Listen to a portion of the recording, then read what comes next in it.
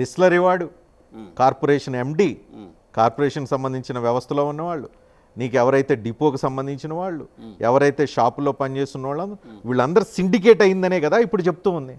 ఈ సిండికేట్ అవ్వటం వల్లే కదా స్కామ్ అంతా జరిగిందని. సార్ ఇంపాసిబుల్ సార్, అది ఇంపాసిబుల్. మీ ఇష్టం అంటున్నా కదా, ఇంపాసిబుల్, జరిగేదే కాదు, అసలు జరగదు.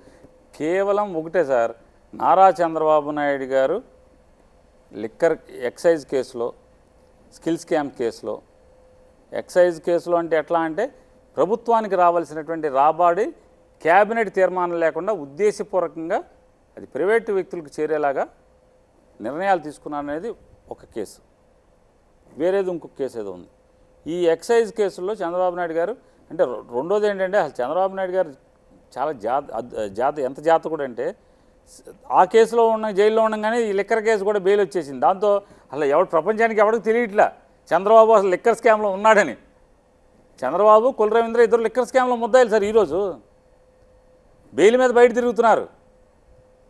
కాబట్టి నన్ను పట్టేసుకున్నాడు కాబట్టి, నన్ను జైల్లో పెట్టేసాడు కాబట్టి జగన్ కూడా ఏదో రకంగా జైల్లో పెట్టాలనేది ఆ వరవడిలో వెళ్తున్నది తప్పితే